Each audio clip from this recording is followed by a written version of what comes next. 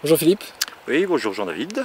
Donc on s'est vu il n'y a pas très longtemps, il y a à peine une quinzaine de jours pour les vasivages. Oui, Et on se retrouve à nouveau aujourd'hui, sous le soleil, pour une nouvelle période, une nouvelle étape.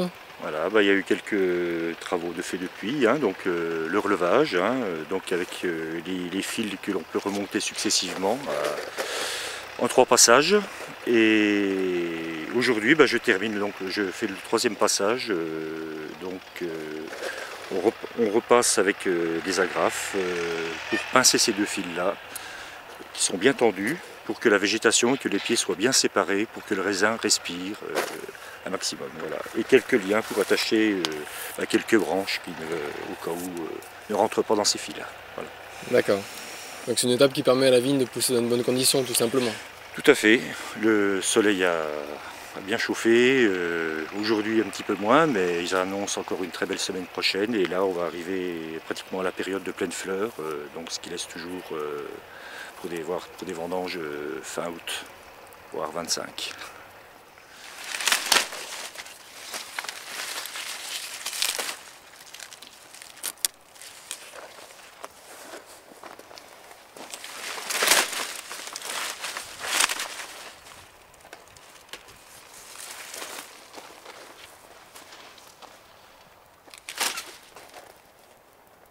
Donc ces petits grains de raisin, pour l'instant, ils pointent vers le haut.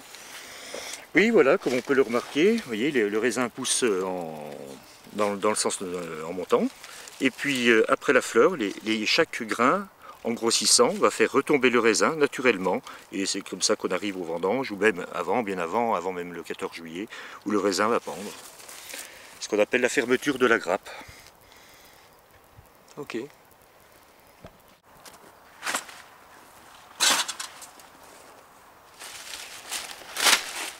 Donc cette période de floraison, elle va s'étaler sur combien de temps à peu près, Philippe? Alors on espère toujours qu'elle sera le plus court possible pour avoir une grande homogénéité sur des parcelles. Voilà.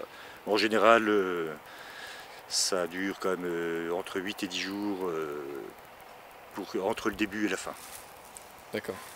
Est-ce que c'est déjà une façon de marquer des différences entre différents terroirs, différents climats, différentes appellations, selon qu'on est sur un pommard, donc petits épneaux, entre pommard, volnay, corton, beaune, des moments de floraison qui sont différents?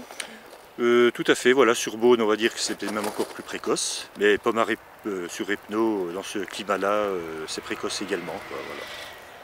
D'un coteau à l'autre, après, selon l'exposition, c'est là où on trouve cette différence. Et ce qui détermine aussi nos dates de vendange et notre façon de sélectionner les parcelles dans les 8 jours qui vont pendant cette période de vendange. Voilà. Ok. J'ai en tête je ne sais pas si c'est un dicton ou un mode de calcul, qui dit que la vendange a lieu à peu près 100 jours après la fleur. Tout à fait, voilà. Bon, on ne va pas dire que ce soit exact à 100%, parce qu'on a eu le cas de 2003 où les 100 jours n'ont pas été respectés, c'était beaucoup moins. Mais dans l'ensemble, voilà, c'est à peu près ça. C'est une estimation qu'on peut faire. Donc si on se Tout à projette fait. dans 100 jours, rendez-vous dans 100 jours pour les vendanges. Eh bien oui, donc voilà, 25 août, fin août on va dire, au cas où c'est prometteur.